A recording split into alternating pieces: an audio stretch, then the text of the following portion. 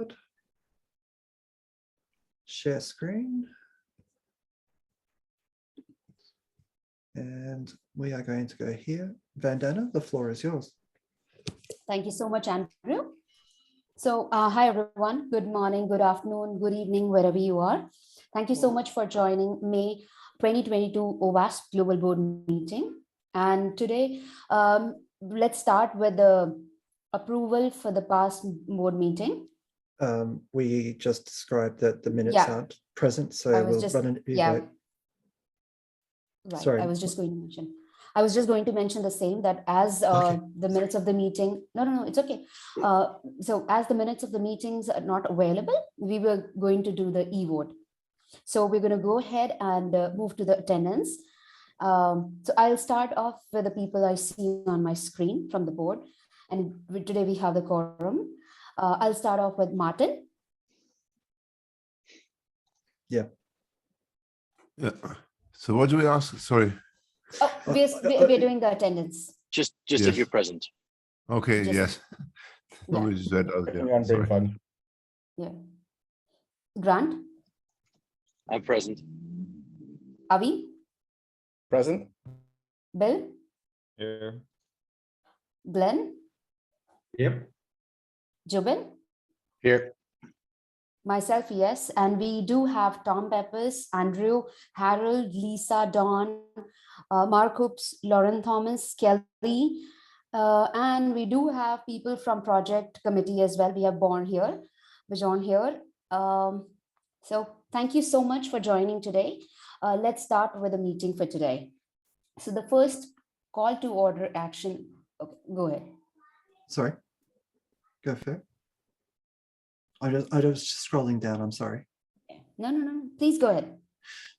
Oh, okay. Now, I must admit, before I left, all I did was create this. Let's see how good it is. I hope the folks have actually managed to. Oh, actually, that's not there. So let's go to slides.google.com.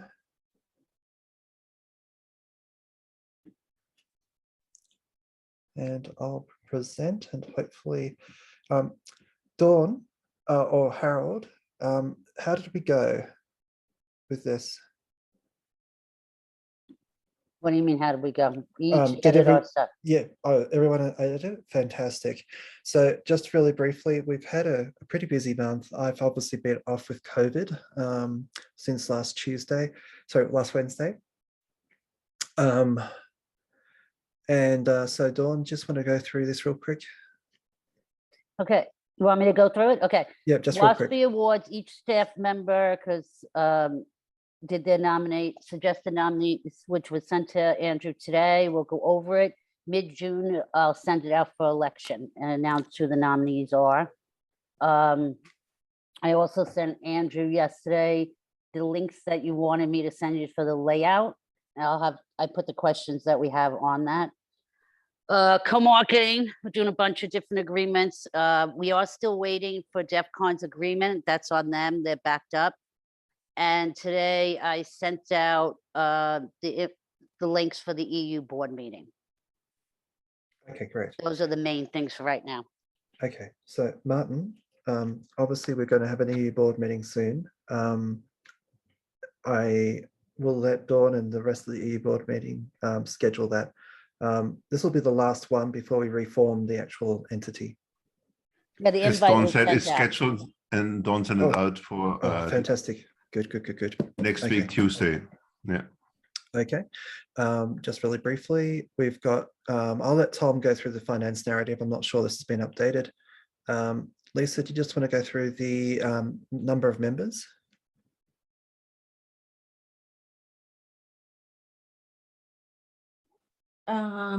So the number of members was down 25 from last month. Okay. Yeah, so we ran a number of different membership drives, and so we do have now permission to run up to 2 a year, and we will be doing some membership drives. To get to 7,000 this year is a stretch goal. I do want us to hit 6,000 soon, so we will be doing some sort of a membership drive, and I'll work with Lisa on that. So chapters. Can you Lisa? hear me or no? Yes, I can hear you fine. Oh, Go for it. okay. Did you want me to talk or you want to talk? No, you talk. How Oh, are the I'm chapters sorry. going? Yep. How are the Okay. chapters going? So for chapters, we are currently at 416 chapters. There's 8 new ones. And the new ones are listed on the side in the last 60 days. We've had an increase in participants in Meetup. We actually also have more in-person events happening and chapter reimbursements going through. And up to 215 events in the last 90 days. Great. Thank you. Lots of activity, and we're starting to get back to normal, which is fantastic. Thank you, Lisa. Harold? Yeah, it's there in the slide. So 255 projects, and obviously we've got the project committee coming up, so maybe we could actually put some of that on. Can you tell us about where we're at with the Accenture and Google stuff? Sure. Accenture is still in the process of trying to figure out whether or not they're going to move forward. At least that is my understanding. And for the Google one, we're still awaiting those signatures. And there is now a operational grant process that is open for the staff to provide their comments on there. Board too, if you want to provide some comments about the operational process that we're looking at. And that's I'm going to So if Anana has her hand raised, and the next time I. Yeah, actually, I wanted to ask 2 things. First, from the previous slide, where we have mentioned about that there are certain number of projects who've not migrated their project, like 93, that's a big number. They've not migrated. So do we know the reason why they have not migrated? Are they inactive? Are the leaders not active? Or now we have a project committee and even chapters committee. We have so many people helping them. So do we know the reason why they are not migrating it? Because we need to have an updated code or updated details on the website. So probably anyone, even if it's me, can we just send out an email telling them that we need to migrate, or there will be certain issues because people need to see these updated projects? So the answer to that is yes. What's going to happen once we get around to the process, probably with the project committee's help, is taking those 93 projects and having them contacted and told that they will be listed as inactive if they don't update their website. That is the right. And just to ask, do we have any deadline for the same? Not It's passed. current. No, it's already passed. Realistically, Mike tried putting a deadline on it. As we go, as we go to the new association management software, we're going to be trying to figure out how we can migrate that content, but it will be the unupdated, non-migrated content. I think we probably do need to be a bit stricter on what is considered an inactive project, and that may be a topic for the project committee to consider. Right, probably. That's a good one. Absolutely.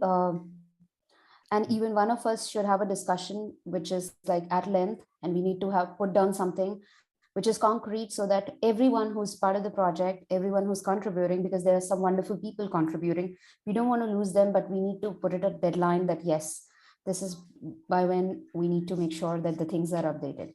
Now, coming to the 17th slide, the next one. This grant process, especially about Accenture, this has taken a very long time to consider. What I am feeling like, maybe other people can also, other board members can also chime in, that we need to come to a conclusion about that from whom we can take the grant, how much grant we are going to take, who's going to work on it, how people can be involved, be it board members, be it chapter leaders, be it project leaders, and we don't want to lose such kind of grant when it's a huge one. And whether do we want to commit to the certifications when we are saying we don't want to commit? So are there any alternatives for that? So just wanted to have this open discussion, but briefly so that we can discuss other things as well. Probably even Martin has raised an hand. Yeah, if I recall correctly, that we actually, as a board internally, had somebody assigned to take the lead in the discussions to solve this problem, right? So if I on the man, if I'm okay to mention Jubin, I think you were leading internal discussions, then come to something. So I don't know what the status is, if you want to share status. And for the projects, I think this is indeed a item for the project committee, right? We delegated to them, so we should look at them with the updates and what's progressing. Yeah, Martin, I can share status. So I met with several of you and thank you. And I actually got some really good feedback. Shifted my ideas of it, but after the conversation we had with the bylaw changes and the workflow through that, I kind of paused that work because we need that body of work to be completed for us to actually effectively make a change in this domain. So I've paused pushing for that until we can get through this next phase. So if I'm not mistaken, we can accept sponsorships because we always have done, Andrew, but we cannot do grants, right? I think at the moment, the only thing we're waiting upon some legal advice on whether or not we can modify policies, but I believe we can actually accept, because it's the normal way that we're operating, and we've always accepted sponsorships, even before the original bylaws were adopted. So I do believe, because it's business as usual, we'll be quite safe and sound doing grants, but I don't believe that it's an open question as to whether or not we can modify policy. I don't know the answer to that. So the reality is okay. Sorry, let me rephrase it. Is there a legal difference between a grant and a sponsorship? Because we always accept sponsorships, but we have problem now with accepting grants. Is there a legal differentiation between the one and the other? No, not really, because they're all sort of donations in the end. Andrew, what about the other side of the grant where we're paying somebody to do it? Yeah, well, we're not paying anyone right now because we don't have the money. That's actually in the grants policy. So, so the reality is that we do need a better process, which is what Harold's been working on, to make sure that we have a streamlined process and some way of recording it. I do believe Harold has chosen a piece of software called Submittable, which is what we use for papers to track our grants, and that'll provide the transparency the board is looking for. It doesn't cost us any more. It doesn't cost us any more, Martin. Yeah, no, I don't. It doesn't cost anymore, but I think it's a wrong because we're using Submittable for that. It's using a hammer to put in a screw, I think. So I mean, it's not the right tool for the right purpose. We have a Jira tickets that we can make a workflow and process more transparent. I think using Submittable, yes, for administrating it, but then you have with Submittable, we have a limited number of people who can submit it, and that's also with roles is a big problem. Who can see it? Yeah. Okay. Anyhow, that's a different discussion. Yeah. Yep. Vandana? Yeah. So, Andrew, when you say that right now Harold is working on probably streamlining the grants process, do we have a deadline by when we can do it? Or probably maybe, let's say, for example, we'll say X date. Do you think after the X date, we would be comfortable in accepting the grants from Accenture or Google, and at the same time complying with what they're saying? So do you think that all those legal terms would be there as well? Yes, we actually do have updated legal documents already. So I think we're ready to go with Google. I've already signed it. So it's literally, we're waiting upon Google's signature. And once they've got a signature, we'll be able to get going. So we're literally at the process. I believe the process is good enough to get the Google one underway. But in terms of accepting new ones, the biggest problem with the Accenture one was just simply that the contract had things in it we couldn't really accept. And renegotiating the contract wasn't ever part of our original process. That's the problem. So we shouldn't have signed it is probably what the basis of it is, I think.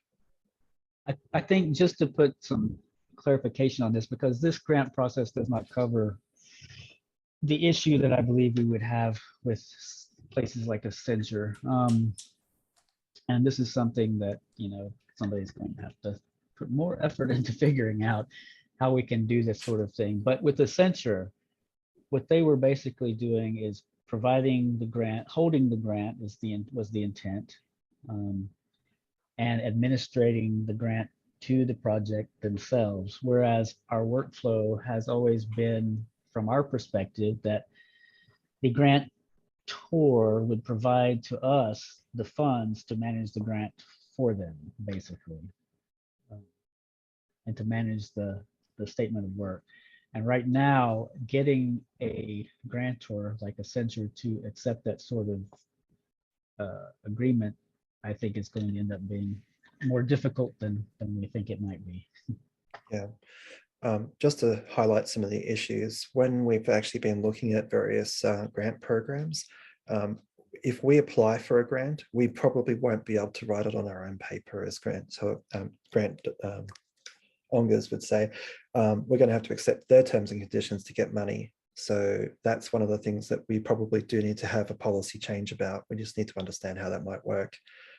If there is a need for a board champion for this, I would suggest maybe this is the right time for the board to decide on who would be championing the grants process. Now, Grant? Yeah, so I didn't put my hand up to take on the role of champion. I just wanted to point out that there are other grants as well, other offers of money for projects that are also waiting for our paperwork to be sent across to them, right? So there is at least one more that I am aware of that we need to get our paperwork across them on if we can use that existing process. I guess Yes, the question is that process acceptable? And if so, I think that's where we need for my fellow board members. Yes. Glenn? Well, I was just curious to know, like the one with Google where we are waiting the signature. So this is the grant process of the draft that Harold already made, or is this what is this based on? This has been going since February. So I think grants do take time. I think we can't sort of say that they turn around in no time at all. But I signed my side of it about 2 or 3 weeks ago, and we're just waiting for Google to get through the legal part from them. And as soon as we've got that, we'll be able to get Josh working. And that was under the original grant process. It's pretty straightforward, actually. Okay. Well, I also put my hand up because I would like to champion the grant thing. Okay. Does the board accept or have any other people who want to be a part of it, or is it okay? Because he's treasurer, and I think that's a good thing. Yeah, I think it's a good thing, and but also we need an overview. Somebody he can just spar with. So, are you volunteering as well? As I'm 50% on work with my long COVID, I would not be the most perfect person to do it. If nobody else doing it, I will accept. But I would prefer somebody else doing it because I cannot fully work even currently. Yeah, I know exactly what you're feeling right now. And but then, of course, yeah, as Glenn and I are physically quite close together, so I can do it. Okay, we can always chase that along later, but we'll accept that Glenn is going to work with on the grants process with Harold and the project committee. So Tom says that, Glenn, I'm happy to help you with grants. Let me know how I can assist. So anyone else from the team who wants to help out Glenn? Anyone? If no one else volunteers, I'm more than happy to volunteer, but I have my hands full with some of the policy stuff and the cert stuff. But if nobody else this time, I'll take it. Perfect. Thank you. Thanks, Jubin. So Glenn, now you have a partner, and anytime you need any help from our side, we'll also be there to help you out. Very good. Okay. I'd like to just keep on moving. Could we go on to events, or is there more discussion on the grants process? Let's move to events. Okay. Lauren or Kelly, who wants to take this part? I can talk real quick. All the information is in the slides. The only real concern is AppSec Europe. We've got some low registrations considering it's June 6th. And the APAC event, we need some more call for paper submissions. We've got just enough to fill all of the slots of the tracks, which doesn't leave any really room for review if we were to select them all. The trainings we're fine on, it's just the call for papers. So we do have our last big push, our social media day scheduled for tomorrow for the Europe event. So we're hoping that registration numbers will increase. You know, we do see it increase within the last 2 weeks or at the last 2 weeks of prior to the event. So we're hoping that that'll follow the same path that it has in the past. But the rest of the information is here, so I don't want to have to take up too much more time. Okay. We do have a number of regional events. Anything that's interesting or needs to be highlighted to the board? Nothing here, no. Last Okay. con is pretty much, you know, that's on track. Mhm. It's not till October, so we've got some time for that. Sure. Vandana? I wanted to know about AppSec Days, AppSec Cali. So where we are with that. Haral was speaking with his team. A couple times I've reached out to him to get a status, no reply. I did receive one reply letting me know he was going to talk to his team, but after that I have not received anything. Oh, okay. So if by come June, I'm thinking if we don't hear back from him with an answer, definite answer, if it's they're going to be involved or not, we're going to have to start looking for other volunteers out there that'll help. So we can hold it in January of 23. Right. Okay, cool. I just want to give the board a really quick update on the visit that I did to DC. Essentially, I'm going to stop sharing my screen and then I'll hand it over to Tom. The meeting was an absolute really good. And in fact, I think I see Steve Springett there, which is fantastic. I did participate in the SBOM track, and I made a nuisance of myself by being, well, A, the person who took notes, but also the person who was asking the most questions. I did feel that Mark Curfey and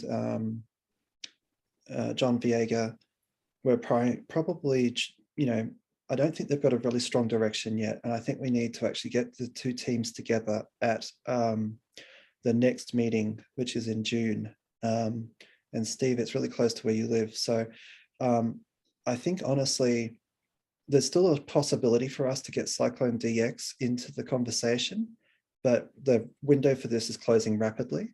But it's actually because John and Mark have not made as much progress as I thought they might have. And also there was a lot of disagreement in the room. Sorry, Andrew, sorry to Yes. interrupt. When Yes. you say get into the conversation, what do you mean by that? Oh, okay. So long story short, the SPDX and Cyclone DX teams, we hosted a meeting last December, and I think we can probably say that it was inconclusive is probably the nicest way of putting it. It didn't really progress anywhere. And so when Mark Curfey was approached by the OpenSSF to have a look at it, he brought in John Viega. They're actually working on what they're calling SPDX Lite. They said they were preparing a like a report or a proposal, but they didn't present it. I honestly did not get the strong impression that they got as far as I thought they might have. So I think what we need to do is get the Cyclone DX team in the same room as the SPDX team at this event in Austin, and basically nut it out. I don't need to be there. I think the Cyclone DX team needs to be there. So I'm looking to see whether or not we can get that happening, because quite frankly, I want OWASP to remain at the table. At this very moment, if Mark and John's plans come to fruition, we may not. And I think that's a mistake on our behalf. So, but other than that, the meeting was extremely, yes, I do. I'll touch base with you just after the meeting, Steve. Thank you. I'm going to pass it over to Tom at this point. The meeting went really well. Hello, everybody. I'm going to take the screen quickly. And we can talk about the financials. We had another good month for the foundation. Andrew, I believe these were both put up, right? The financial package and the narrative, so that I don't have to put you on mute. I will make sure that Okay. I get this up. And again, I will highlight to the board that it is now up. Unfortunately, being absent, I don't think it was put up. That's okay, no worries. So I'll take you through the balance sheet quickly. As you can see, we're up year over year in cash because we've been doing well. Our accounts receivable are up, but that's not due to items aging. It's due to more billing that's out there for things that we're working on. We prepaid a few more things because hopefully we're going to have some events that, to Avi's point, are in person going forward. So our assets are up year over year at this point by 644,000. Again, AP's up a little bit because we're paying for a few more things. We've got some more things going on. The biggest change in deferred revenue is how we are on an accrual basis recognizing the corporate membership, which we weren't in prior years, and that caused us to have some write-offs. The way we're doing it now, it gets recognized when the payments actually come in, so there's less risk. So you can see that, you know, our deferred revenue is up, which is always a good thing. And that takes our total liabilities and equity up by the same amount of money, 644,000. So again, the financial position of the foundation at the end of April this year compared to last year is in a better place. So I'll stop there on the balance sheet if anybody has any questions. Okay, not hearing any, and I just want to remind everybody that this is the US only. There's been really no activity through the European entity, and I'll talk a little bit more about that and give you guys an update when I'm done with the financial presentation. So this is the narrative that I put together. So you can see that our revenue is up almost $89,000 over our budget. And what's contributing to that is corporate membership is up versus the budget. Individual membership is basically right on. Donations are under, but our events are over budget for the year so far, although we haven't had any real big ones yet. For expenses, we are under budget by about $40,000. Everything else, most everything is under. Events is over a little bit due to the Hopin platform, but that's more of a timing issue than anything else. As you can see, we budgeted, again, because we haven't had any large events, our budget for net income was to be a negative 65. I'm sorry, our budget was a negative 194. We're actually at only minus 65. So what that means is we have $128,000 cushion compared to budget through 4 months of the year that could help offset anything that doesn't happen according to budget as we move through the rest of the year. When you look at our cash balance, we're $59,000 more than we had at the end of March, which is about and we're up 497,000 year over year, which is almost a 50% increase. When we look at our operational reserves, if we exclude events, we have 10.5 months. If we add in what we estimate to spend for events, we have 7 months, which is still very good considering the nonprofit industry average is 6 months of reserve. So with that, I'll stop on the P&L and ask if there's any questions. Avi. Yeah, you mentioned something about a Hopin platform. What is that? The Hopin platform has to do with registrations. Okay. It's how we're I believe Andrew or Kelly, correct me if I'm wrong, but that's what we're using that platform for. We are not using Hopin, we're using Hoova. Hoova. Okay, well, we have Hoppin in the P&L, so I'll have to circle back. and Maybe find we'll out. switch to Zulithux. Yeah, I think Hopin was separate. Hoover is what we're using. Yeah, I Yeah, don't know. StreamYard. That's right. Thank you, Gerald.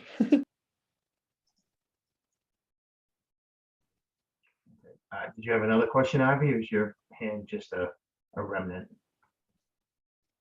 Sorry about that. No, that's Yeah. okay. That's okay. Anybody else while we're here? And then I'll give a little update on where we're at with the European entity. Okay, not hearing any. I met with the firm that's going to assist us. So what I'm waiting for is their proposal. It's been recommended that we set up the new entity in the Netherlands first and then dissolve the Belgian entity. So we're going to proceed down that route. Martin, while I have you here, and I know you've been dealing with a lot of things, but I was just hoping to get a status on when we're going to transfer what's in the ING accounts. Yeah, I think I sent you an email, but we have no IBAN, so I will do that. And I just talked with Glenn to find a new date. We have our holiday week coming up, so we have some public holidays now this week and the Mondays. But so it will be definitely the upcoming month in June. I will find time to go over to Belgium, and we'll speak with Glenn about the other thing as well. And you have all the information from me on the separate account that we're going to move that into, right? I think so. Otherwise, Okay. yeah. If you need anything, by all means, just let me know. Yeah. Okay, well, that's where we are from a financial perspective. So if anybody has any questions, please don't hesitate to reach out.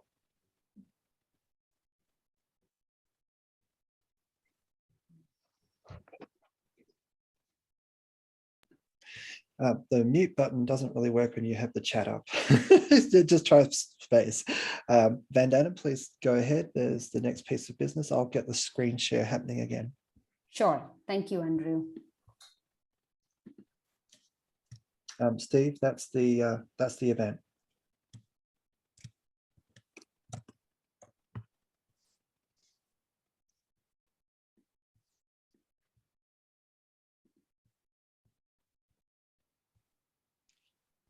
Okay, so the vendor neutrality, co-marketing and partnership policy. And Vandana, you wanted to talk about this. Right. I wanted to talk about it.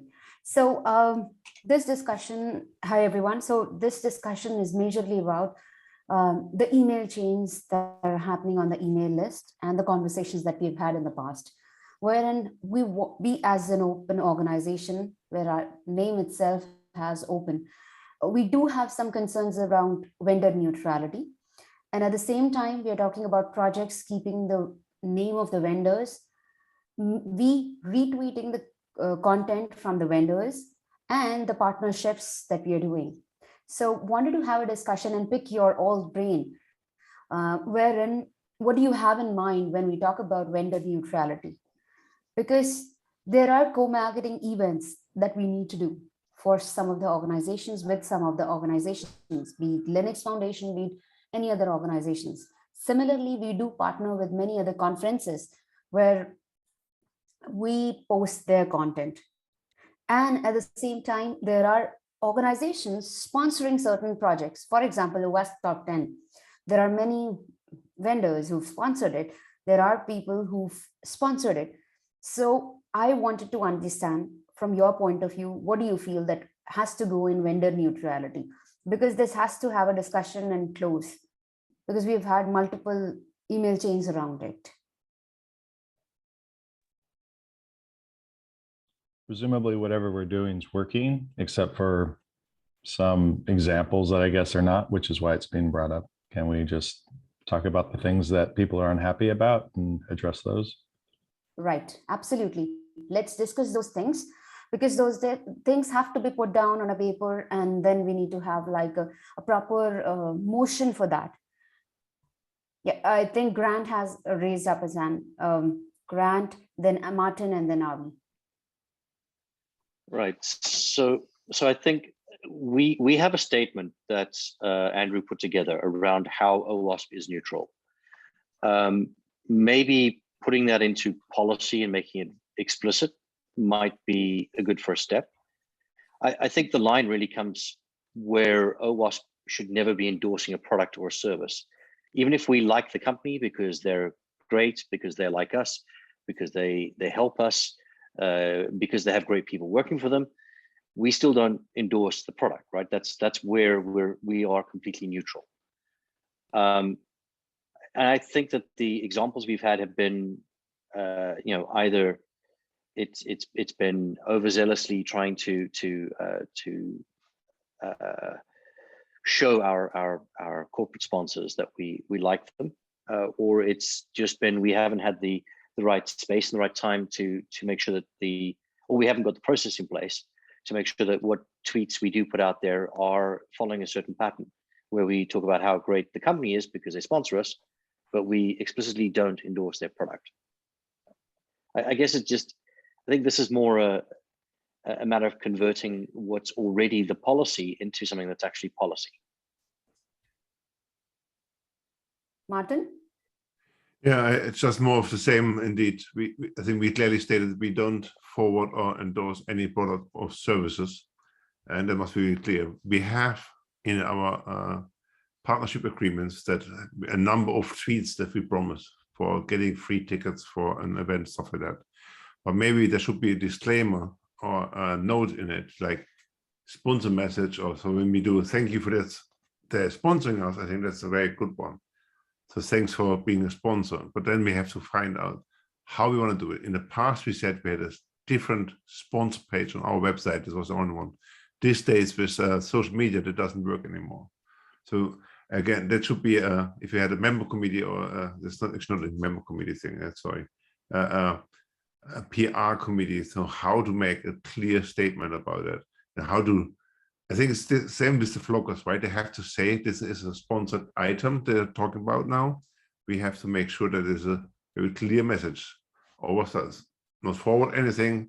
We thank our sponsors. They make us able to do the stuff we do, but be very strict that we don't forward the product or service.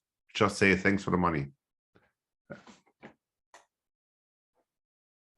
Avi. Avi?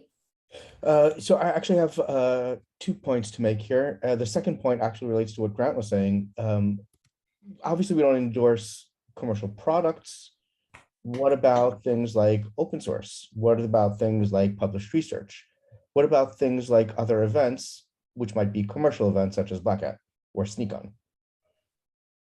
Taking things. So that is something that I think we need to consider. I think it's a bit of a fuzzy line, right? And that connects back to co-marketing versus other things. The other point is that we actually have several different types of arrangements we need to deal with, right? One might be co-marketing with Black Hat. Another one is obviously sponsors and members, but that might be completely separate from something like partnership, which might be a few examples that we've had lately that want to offer a benefit to OWASP members. So there's a bit of a mix here, right? We just need to be very clear what we're talking about. And there might be different lines across the board, but obviously we still need to stick to that neutrality. Andrew? So I just want to give the board some context as to what the operational issues are here. I think we need to have some general principles that the board should agree on, that are generally that we are vendor neutral, that anything we do for one commercial venture or partnership, we have to be able to do for anyone else. So we've got equal access. That's one of the problems that we've got at the moment, is that so many people want us to do something and they think, oh, it's just a once-off, but it's never just a once-off. I want to make sure that we actually have a standardized approach. The other thing is that we started to get overwhelmed with requests for member benefits. And some of the ones, like the one that's coming from the one that the email trail is going through at the moment, I don't know that we can talk about it just yet. That is amazing. Yes. Yes, I know. I've just got a direct message on it. I know exactly who it is, but basically, thank you, Lisa. The problem is we haven't signed it yet, as far as I'm aware. That is a great benefit, and it's exactly the sort of benefit that we're looking for. And there are other benefits that are not so great. What we want to do is have some written down guidelines that we can point at people and say, we're not going to do that. Saying no is really important to us right now. And the other thing is, I'd like to be able to tie corporate support for commercial ventures to a certain level of corporate membership, so that we don't get overwhelmed with people trying to get free advertising through us. We've had a lot of that. And secondly, we would like the ability to do it for free with other organizations that are helping us. Lastly, the only other thing I'd probably mention is that the word co-marketing means different things to different people. If you ask 10 people what co-marketing means, you'll get 35 different answers. I agree with Avi 100%. There's some things that are definitely just co-marketing. Promote us for 3 tweets. We'll promote you for 3 tweets. That is, in my view, co-marketing. No money changes hands. Not much has to be done, and it's simple. Everything else is not simple. So I would encourage us very, very strongly to have some principles that the board has agreed upon, and let us do the operational part of it. That is clearly possible for us to do 1,000 of those things, not just 10. At the moment, we're stretched thin with just 7 or 8. And I really think our staff should be concentrating on delivering value to our members and not delivering value to corporate members who aren't, corporate organizations who may not necessarily be contributing financially to us. Anyway, thank you. Thanks, Andrew. Martin? Yeah, I think what Avi said and Andrew went on about is different things. So I think first of all, we need, it's our name starts with openness. We must have clearly on our website who we do co-marketing with, maybe co-events with. We have some shared conference organizations. So the openness is very important, it's very clear. So we can actually, we do whatever it is. And I know how it works. So for example, we had this Hack in the Box conference that we have a reduced entrance. So what we do for that, but those agreements, very short lines, should be actually exposed and transparent, because it's not a personal thing. So I think everything with, for example, staff must be private for typical reasons, right? But some agreements we have is co-marketing, co-organization events. Those can be actually in a high level, be public and readable. So we can say, hey, this is co-marketing websites, OWASP/co-marketing. So that people think, why are you seeing this? When you have questions, so I should say what it is about, content, and point to where's the agreement, because we have these days no track what's going on. And everybody can actually kind of tweet in the name of OWASP. So we need to solve this problem as well. Openness. Right. Jubin? So I definitely agree with, I think we're all in agreement. I do want to introduce maybe a slightly different avenue that I'm more interested in. In the past, comments have come up about us tweeting content for open source projects. And it gets complicated when those open source projects also have paid membership. So I'll use HashiCorp and Terraform for an example, because I don't think we have any partnership, so it's easy to talk about it in that light. But this happens a lot. HashiCorp, for example, is an open source first company. Everything that they do is open source. However, much like many other projects, they have paid versions and enterprise support. This has also come up in the past regarding SemGraph, to just jog other people's memories on the board. I do think there's a difference there. And much of our OWASP community is heavily utilizing and leveraging these open source tools, both for training, teaching, and sharing. So I want to maybe also differentiate vendors from each other, because I think it's very different when OWASP tweets about a vendor who owns an open source product versus a vendor who has no open source contributions and their tool doesn't get in there. And I know that this complicates the subject, because depending on their license agreement, not all open source are equal. So as I understand, there is even further nuance here. But I think we're hurting ourselves by disallowing OWASP to make comments on these open source projects that could be hugely impacting the security space in many ways. Andrew? You didn't Sorry, lower your hand, I'm going to lower my hand. but it would be me Martin? then. Yeah. So I think, yes, I kind of see where you come from, Juven, but I think another thing is that our staff, and it must be easy. So as we want as less different memberships that we have, so we want to have simplified stuff, not overcomplicated, because when what you suggest, you need kind of information and background check and investigation of what the company is, how they build up to actually go through all those checks you just mentioned, Juven. So yes, I understand your point, but I am for simplification and transparency. I think that's something we have to take care of. So we're transparent what is the agreement, why we do agreement, but there must be something for us, first of all, right?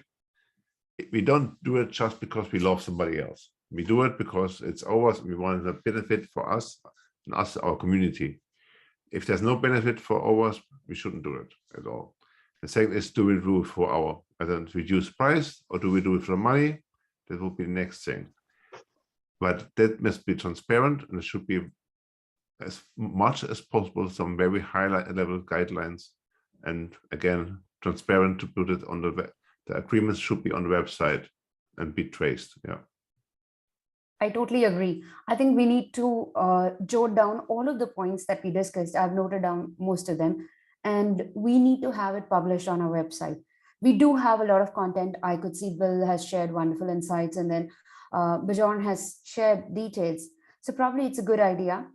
Grant, you wanted to say something? I was just going to say that I think that probably we need to work with the community. I was going to say with particular committees, but I think it's going to involve all the committees. But we need to work with the community to put together something. It just needs to be clear. It needs to be simple. It needs to be obvious. But we need to put something together, right? Somebody has to pick that up. Once this is being recorded, I will watch this again and take all the notes down once I'm actually back, and let me put together some high-level points. But I do want to actually make sure that things are happening. Do we have a board champion? Harvey's I got his can hand help up. you out. Yes, we actually started working on this a while ago, right before the bylaws exploded. Yeah, we And- actually do have a draft partnership policy, which might be a good place to start. Right, we got stuck with starting to separate the different parts of that, sponsors versus partners versus benefits providers versus all the other co-marketing versus all that. So that's where we're at, and it's in progress. I don't think it's anywhere near finished. But yeah, so it is there. It is in progress. Yeah. So what I'll do is I'll put some notes together once I come back, and I'll get this to the board, and the board can actually then start chiming in. But yes, we need the community to come along for the ride. Otherwise, we're going to get more comments and more complaints from the community about things that we need to do fundraising and to provide benefits for our members. But we also need to protect the organization from exploitative partnerships that don't really benefit us in any real way. We should be able to say no and be transparent, as Martin said. Okay, thank you.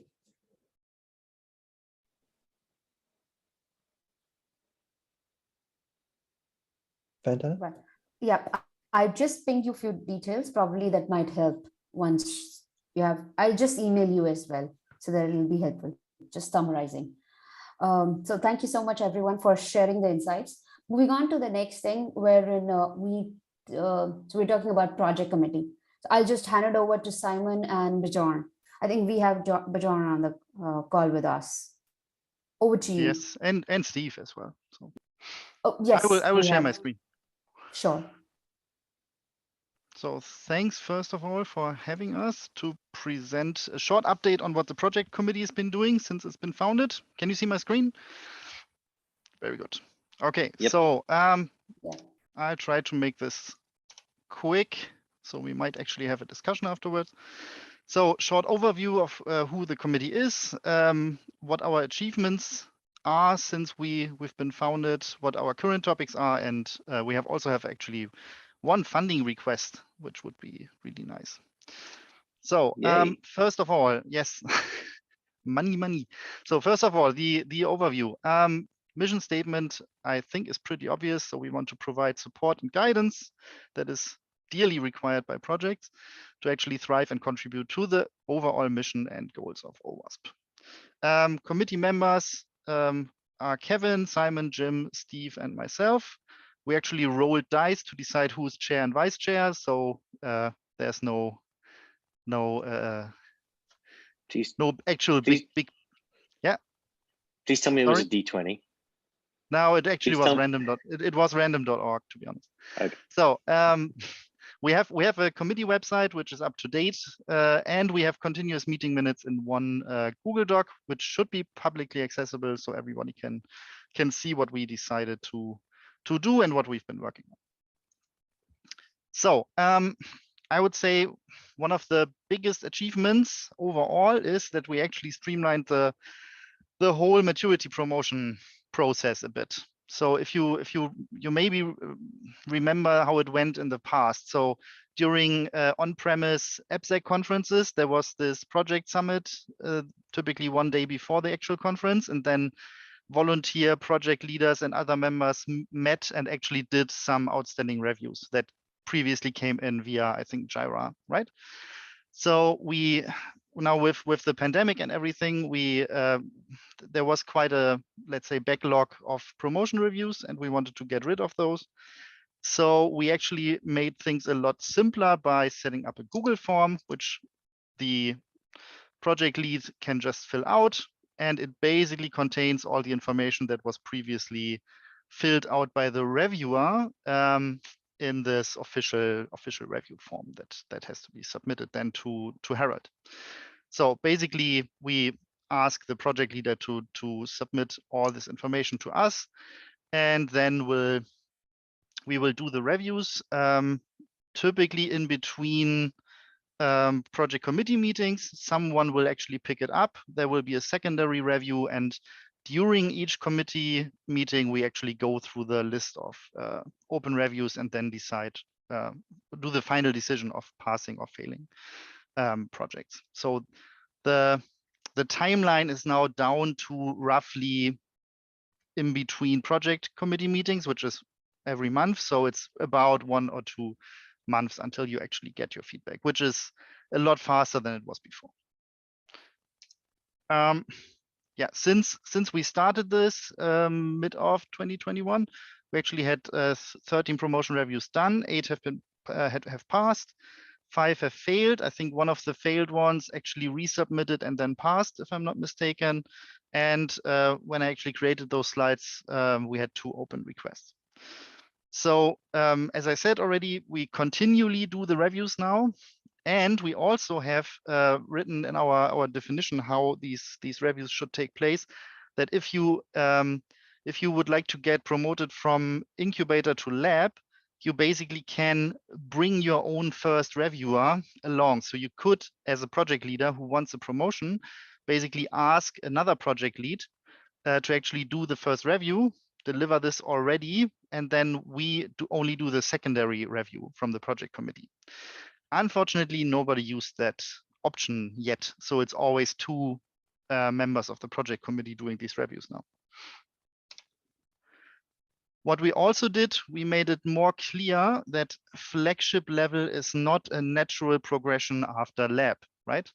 So because we only had these technically 2 maturity levels of incubator and lab, some people thought they might actually just get flagship after a certain amount of time, but that was never really the case. And we now clearly stated that flagship projects are actually for strategically important projects for OWASP, right? We also decided to to not have the project committee basically decide alone on what projects might become flagships, right? So our idea, and we didn't have this case yet since we wrote this, is if someone would like to become a flagship project, then we would actually do a first review and then do give a recommendation basically to the board. And then the board should actually decide if that project deserves to become flagship or not, which brings this whole idea of having this more strategic decision a bit forward, I think.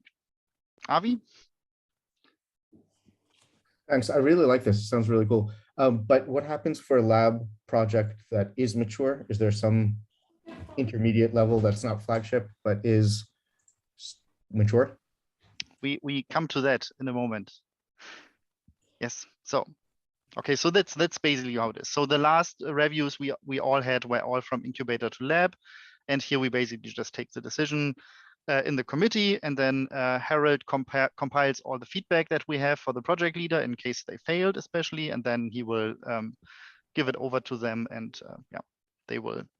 Some of them actually then resubmit later on.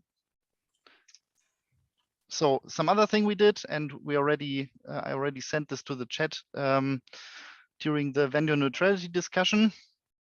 So we drafted a list of so-called good practices for OWASP projects, covering a couple things that we let's say stumbled over when they were not done so well, and we kind of rephrased those into positive aspects that projects should actually have. And as you can see, there are 5 points about vendor neutrality already.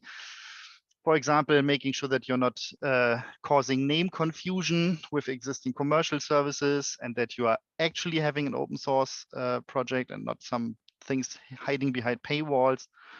That you actually use the supporters section properly, how it should be, that you don't share media presence with commercial entities, and so on and so on.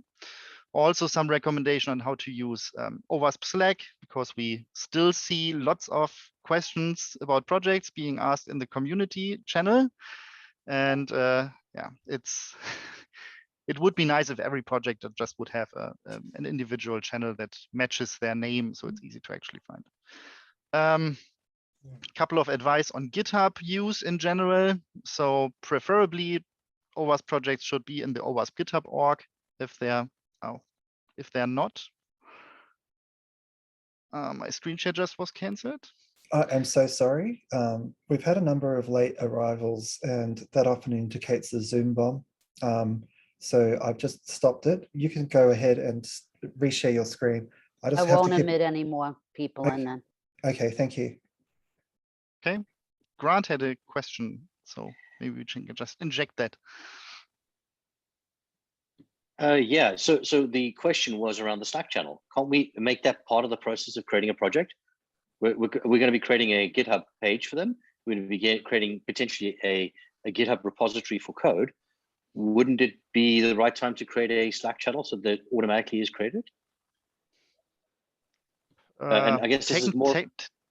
Technically, I guess that would be possible, but I think it might be nice if the actual project leader creates the channel, or at least is already on Slack to then be added to the channel, right? So otherwise we might have several channels which are unattended because the leader is not yet on Slack or doesn't use Slack frequently. So good point. But could it, so I really sorry to cut the line, Martin, just on topic with Grant here. But that sounds like what it should also be a requirement, no? You mean if it's mandatory to have such a Slack channel? Yeah, and like you made the point that if the leader's not on there, it's kind of doesn't serve a purpose to have a channel for their project. But can that be a gating criteria?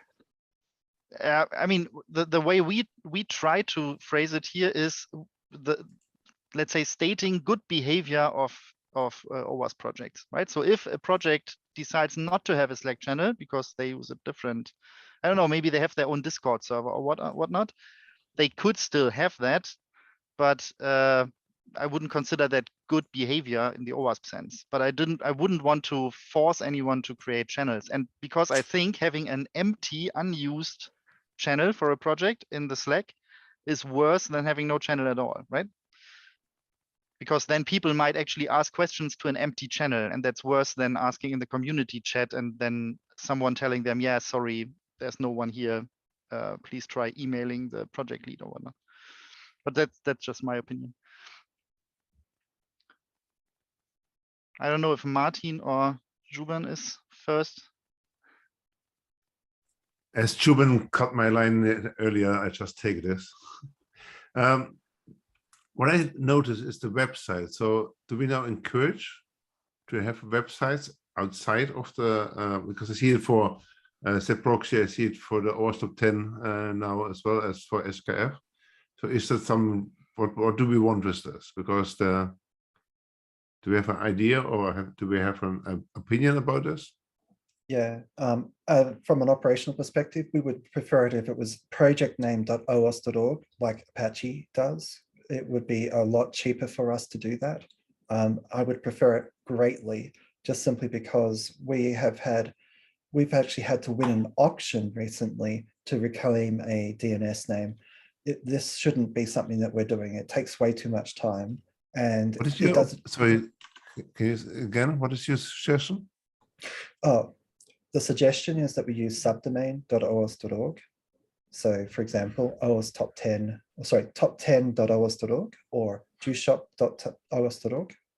Yeah. So, as you mentioned that OWASP top 10, your project OWASP top 10 says OWASP top 10.org. Correct. And I see that a lot. OWASP with the SKF.org. So, I don't know if JuiceShop is the only one. Yes. So, what is my question would be for the project committee? Do we have an idea about it, and what is your opinion? Personally, I would prefer if we had a consistent website structure and subdomain structure for projects. But at the moment, the reality is that it's completely done in different ways, right? So, for example, for JuiceShop, I have registered owasp-juice.shop, and I'm just redirecting to the www project page directly, right? Other projects have set up completely own websites and then refer to those from their www page. So we don't have to. Sorry, I don't want to break it, but it's just a thought maybe for the project committee to look at and make consistent suggestion. I don't want to discuss it now. That's said. Another point: we currently do not actively encourage our project. I think, other than the what's the project name? That the project actually align with each other. I think, is it something that the project committee thinks about, or because we see that all projects are kind of their own entities within the OWASP universe. Right? There's very little cross-reference or thought about. So I know that SKF works together with ACS. I know there is the integration project, but they have a hard time. Do we have anything on that part? It can be as easy as using the same fonts and style that we look at least a bit more professional and synergy, but it's something that the project committee also takes in line, or is it too detailed already? Again, personally, I think the problem would go away if everyone would mainly use the official OWASP website repositories, right, to actually have their website presence. But as they are not the prettiest possible websites you could have, some decided to get their own slightly more pretty ones. So, yeah. I'm all in for more consistency, and I really like the Wayfinder approach of the integration project and everything. But yeah, as the 93 projects which did not even migrate to the new website structure showed, we have, I think, other problems than trying to harmonize fonts and website styles at the moment. Okay, thanks. Jordan, so I love everything that you're presenting. The big question that I have in the back of my head is, it sounds like you're using words like should or we'd like them to, and it sounds like the project committee is not taking a heavy hand with this approach. Is that based on feedback from projects? Is that just an intuition? Is that, or do you guys feel like you lack the capacity to make enforceable rules around this? So actually, this list here originally was something that I wrote up as a vendor neutrality policy proposal, and I think I sent it around some time ago. And let's say feedback was mixed, and it was. I was told that it might be actually hard to actually enforce some of these things, right? So that's why we decided for projects to go the more, let's say, more soft road of just providing good practices. And of course, we will use these items here while doing maturity reviews, right?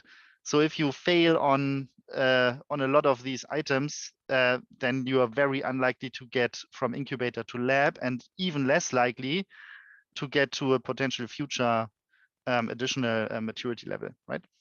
And you should definitely not become a flagship if you're failing here across the board. And I would hope that this list will grow in the future. This is at the moment only on draft mode. May I rephrase what you just said? What I think I heard you say is projects can do whatever they need to get their project off the ground. And there's sometimes good reasons to break these good rules, but we'll judge those reasons at the time where they're trying to elevate their level into higher and higher level on their path to become flagship. And you guys will evaluate those excuses for not aligning to these quote unquote good practices. Is that fair? Rephrasing? Yeah. These items he listed here are some of the criteria we would look at when doing a project promotion. Yes. And if you would want to become a flagship, for example, I would not accept any significant deteriorations from the list here, right? So and then is this going to be deviation. part of and sorry, one last question, I promise. Will this become policy? And is that the next path for this? Because it sounds like as it stands, it's to the whoever is the project committee is kind of enforcing these at their discretion. So this list here could become policy, I think. You could just, I mean, you could just enforce many of these items, I guess, right? But as I said, with the history of today's OWASP projects, where we have lots of violations of existing projects and also new projects joining, which would not fully follow these, but we might still want to onboard. I would be careful to make this into policy too fast, especially if we are then not able to follow up on enforcing the policy, right? As seen on other quality issues that OWASP has, right? So that's with I don't know, project activity monitoring and all that stuff. That's all not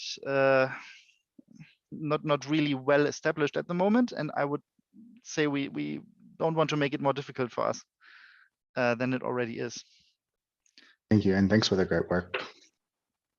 So Grant? just yeah. So Bjorn, I think what I understand you don't want to make this policy for projects, but making it part of the acceptance criteria for promotion.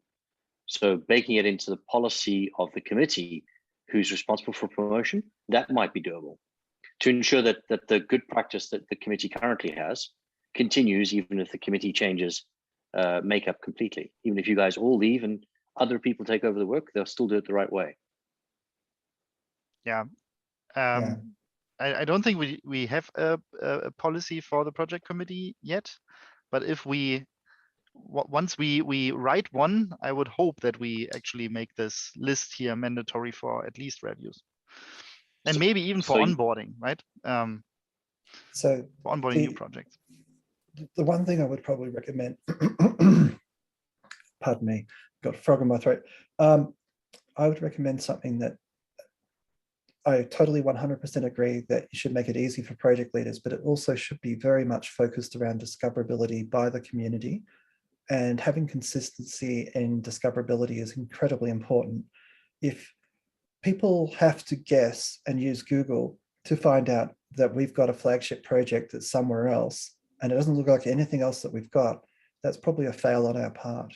So I would encourage you to do things that would actually result in project leaders doing something and that scales. Whereas if we have to do things like the project committee needs to do X, Y, and Z for every single project, it's going to fail. So I would encourage you very strongly to have consistent outcomes that we can automate, or individual project leaders can do, and they don't have to keep on touching.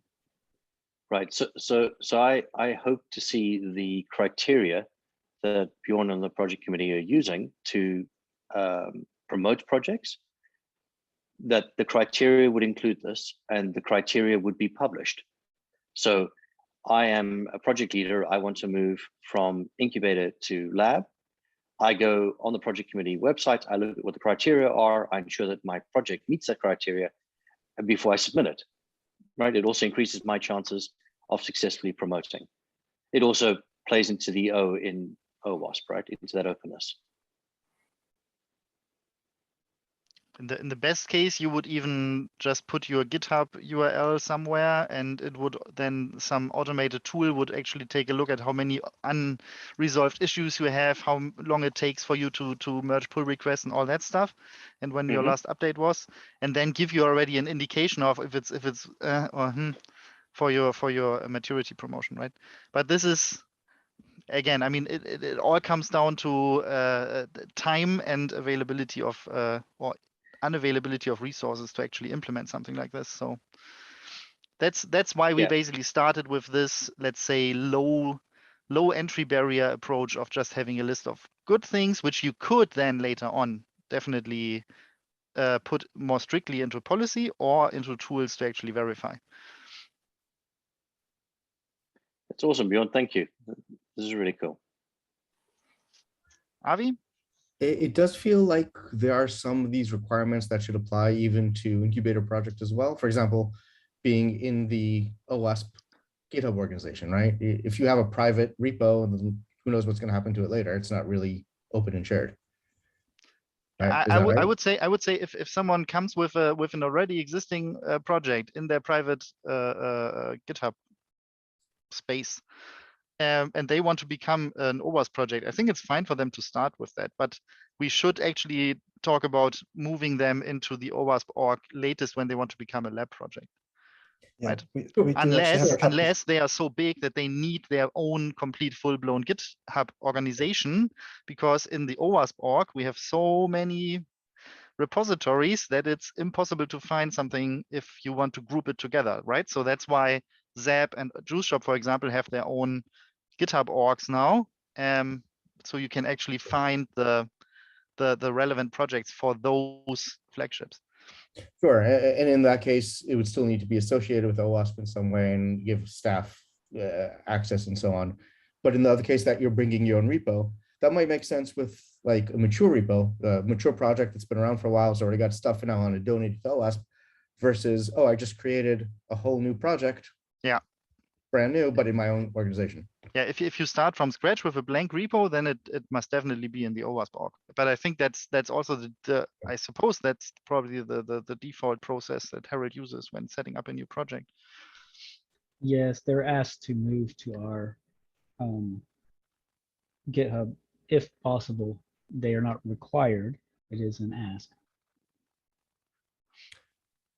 Yeah, just in general, I think onboarding new projects it's a slightly more complicated thing than, for example, onboarding new chapters, because with a chapter you typically start with something that is not there yet, right? And then you have people join, and then it grows, and then you have actual chapter, right? But with projects you can have everything from just a nice idea up to a complete full-blown project that is already heavily used and just wants to move over to OWASP, and everything in between we've seen.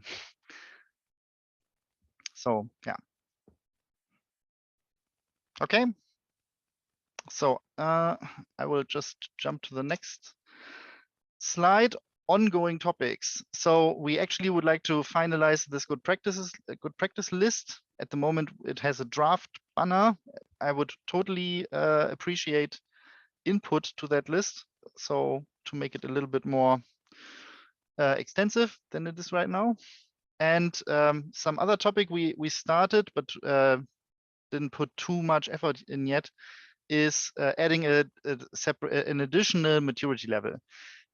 because just having incubator and lab and then nothing feels a little bit incomplete, especially when we say, okay, flagship is only for strategic promotions. This is not a maturity progression. So we need an actual, we call it this production level in between. That is then the final stage for most projects, which are really good, which are technically well maintained, which are up to date, which are used quite a bit.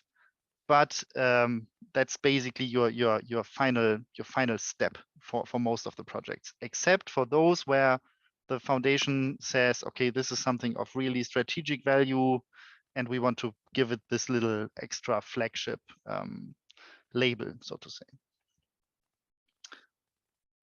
So, and one other topic which I think didn't really start yet is we actually have to take the project handbook, which contains still quite a bit of useful content, but need to update this and get it into, in the best case, into Markdown format, so it actually renders well on the website instead of having this big PDF document that we have right now. Any questions on this part? Not, I will skip over to the last slide. So this is something maybe Steve can better explain than me, because this was actually brought up by him originally. Certainly, Bjorn. We have a number of flagship projects, and I can speak for Cyclone DX. I can speak for Dependency Track. Cyclone DX is rather large. I think we have 40 some odd repos, for example, and we have hundreds of contributors. We have multiple working groups and all kinds of other things, including a dedicated outreach team. Coordinating all of this is challenging. And as you would imagine, we have to integrate and reach out to a lot of different organizations, whether it's folks over at Linux Foundation, folks at Google, pretty much all over the spectrum, just because that's kind of, it's just a very common thing. And then we have projects like Zap, which, I mean, the millions of downloads that Zap has is tremendous. Dependency Track has been referenced, has been stated as a reference implementation for the consumption and production of software bill of materials. And having a full-time resource that would basically serve as a community manager to coordinate a lot of these outreach type activities would be insanely beneficial to, I'm guessing, most flagship projects. Bjorn? Yeah. So Juice Shop, for example, we don't have hundreds and hundreds of contributors, but we have hundreds and hundreds of users who sometimes need some help, and the let's say myself and the core team folks are not always available on Slack or wherever those questions pop up, right? So it would be really helpful to have someone to actually being able to coordinate some things, maybe point people to, and even if it's just pointing people to the documentation, to the right place, and helping them find the right, or finding the right already solved GitHub issue for their particular problem, stuff like this. And yeah, doing that actually not for one single project, but across at least the flagships, right? Good. I don't know how much effort that would be for one person, but yeah, this, I personally, I see this kind of as also a little bit as a wingman to Harold, right? So because this should really, from my point of view, this should really be focused on project support and not just a community manager for OWASP in general, who's then doing stuff with the chapters and whatnot and events and all kinds of stuff. So not an all-purpose community manager, but really focused on the tech stuff, on the actual project. I think that would really be beneficial for OWASP in general. I think Martin wants to say something. Yeah, I think You answered one of my question already. So is it separate to the community manager and OWASP? So it definitely is. And I wonder, because I know that Harold is very busy, but he's busy with things that are not actually project related, but more OWASP tech stuff. So I think it's more OWASP technical director than OWASP project director. And then I have to look at Andrew. Then indeed, it's an operations thing. I think definitely, as Harold has not his full-time 4 projects, what he should do, officially or initially, I should say, that indeed we need somebody to do that. So I definitely understand the problem and the necessity of such a person.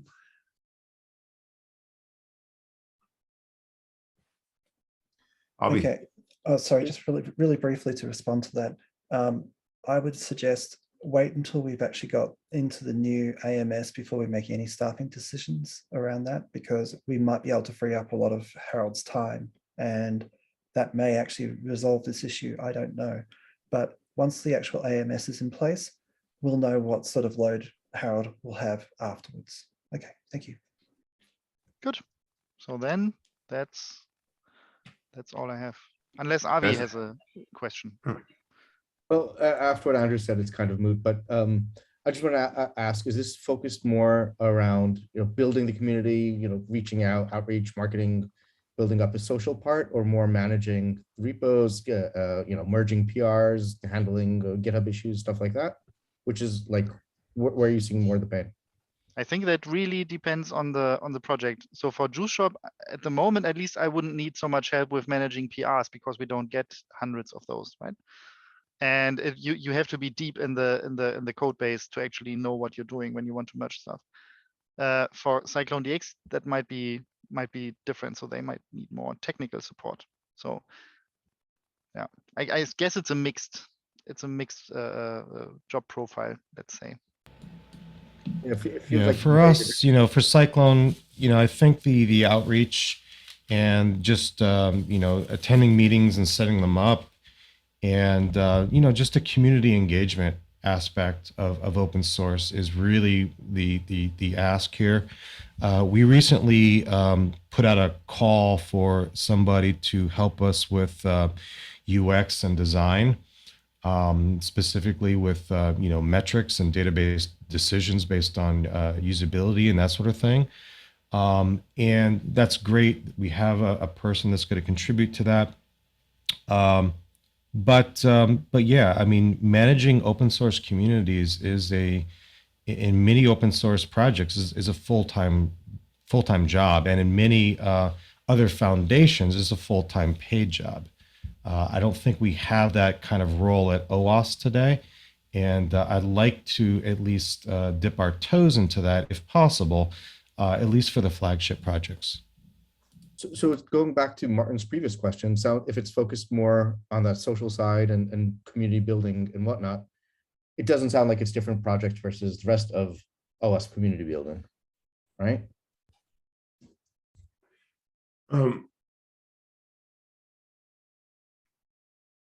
Does Björn or Steve answer this question or not? As I said, I think this needs some technical insight as well. If you want to help people find out, I don't know, they have some installation problems that not the project leaders need to actually take care of, but someone just doesn't find the right place where the documentation is or whatnot. You still need a little bit of technical insight. It's something different than actually helping chapters to manage their communities, right? Yeah. It's more technical, I would say. Yeah, and I definitely think, because Andrew rightfully said, if the new platform is implemented, then Harold has more time. But Harold, as long as he has been here, I think he has been the least bored person I know, because he always has more than enough on technical things to do. And even more, I am always like, cross my hands, like when the COVID came, that Harold is not falling out, because we have no backup for Harold, what he all does. So whenever anything happens to Harold, we should have a bodyguard or something to stand in front of him when he's bicycling or doing his karate, that is nothing happens to him. Because this is a single point of resource that is very required, and we need somebody. So have somebody next to him, Andrew, even, of course it's operational, but I have to how call it, to share my concerns. And one person that has been under pressure for so long time has done all those ins and outs and technical knowledge about OWASP. There should be, from business continuity perspective, it's a high risk. Oh, totally agree. But I love you, Harold. you got to feel the Same love. back at you, Martin.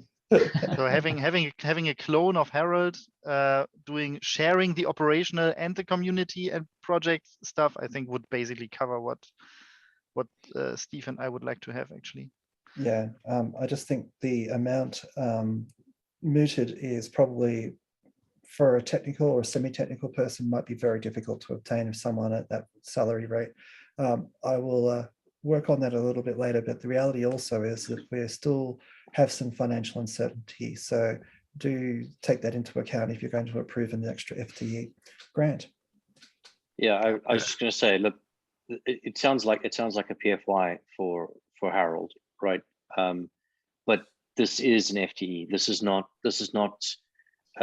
some additional amount of money that the board can approve for this year for projects. It sounds like the projects committee has highlighted the fact that Harold needs a 2IC, someone to help out, and that's something that we need. We should budget for it, and we should see what staffing looks like. But that does fall on you, Andrew. So definitely, I think we have to. When our committee really says what they need, we should listen to them, right? They know what's going on. Yep, 100%. Yeah, and maybe even we can spread, because we are a global foundation and we are staff-wise. And I know it's easier, very American focused, but we can think about going more global and have like a 24-hour spread when spreading the clone of Harold to other time zone may also help. But that's operational, and of course we have put it in the trusting hands of Andrew. So. It does make that 60,000 somewhat easier to find the right skilled resource then, if they're not living in an expensive area. Yeah, but there's areas, cheaper areas. Yeah. Yeah, I'll put it into the 2023 budget and let the board decide at a later time this year. Thank you. Perfect. Sounds great. So that's all I had. Thank you. Thank you so much. Andrew, can you welcome. please share your screen? Thank you, Bjorn. Thank you, Steve, for joining us. Hopefully you'll stick around to the end, but it was amazing to have you and sharing all the updates and insights. So just really quickly, Vandana, just time checker at 11:30. I did give you the update on the SBOM stuff. So just the grant process remains. Yeah, so probably Harold. Okay, Harold, yes. Over to Harold. Sure, I'll go ahead and pull it up.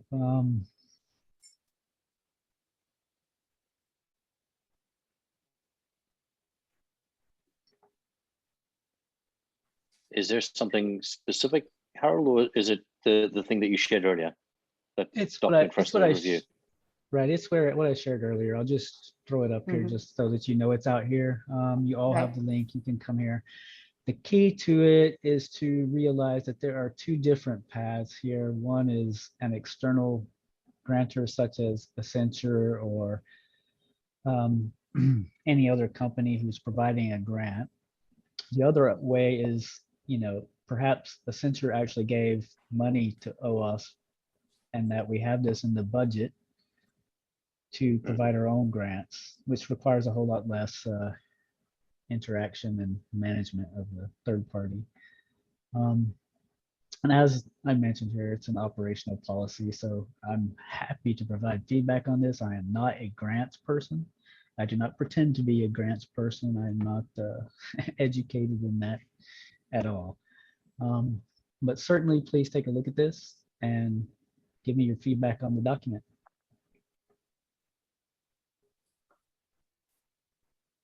Unless you want me to go through each of the processes. We can go through it here if you want, but it's a... I think it'll be easier for us to just absorb it ourselves and comment in the document. Yeah, right. Anyone has any questions for Harold?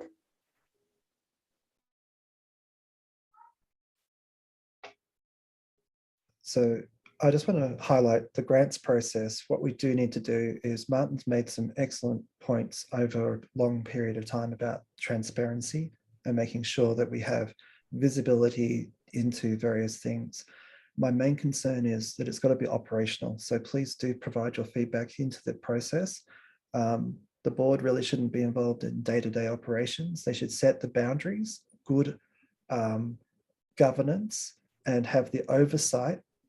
But if you're approving every single grant that we're actually chasing, I think you're going to be the bottleneck, and maybe that's something the future board may not want to do. So I just want to put it out there. That's my personal opinion. You may disagree with that. I think probably as a point of contention right now, because the process is not strong, I'm okay with us having very close oversight of contracts that are coming through. But once we've got the policies sorted and the process sorted, the good guardrails will protect the organization. Martin. Actually, your last sentence is exactly what I meant to say. Oh, so okay. It's a process that has become more mature. Mhm. People have to learn it. We have hiccups, and so we have the guardrails now with transparency. Will be always the case, and then we can work on that. So thanks. Perfect. Okay. Awesome. With that, I'll hand back to Vandana. Yep. I think we are done with all the motions that are. Yeah. And even, do you want to give an update around the bylaws? Oh, okay. So I'm not terribly sure where they're up to at the moment. Grant and Juven, Avi, any progress? So Juven unfortunately had to leave. I don't think we have enough to really talk about in the board meeting this month. Yeah.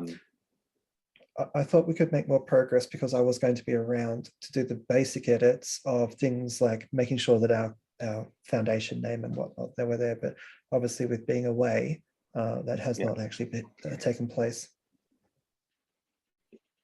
Yeah, I'll Avi, Juven and I will take it forward. We'll get that.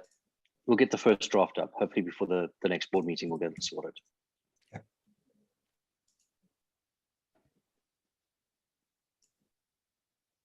Back to you, Vandana. One last motion. Thank you so much. So thank you so much, everyone, for joining the meeting today. We are adjourning. So I'm sponsoring the motion. Who's going to second? I will. Thanks, Grant. So the next general board meeting is on June 28th at 12 p.m. US Eastern Time. We'd be happy to have you and all the board members. So till then, take care, stay safe. Thanks. Thank you. Bye. Bye. Bye, everyone. Bye. Bye, everyone. Bye.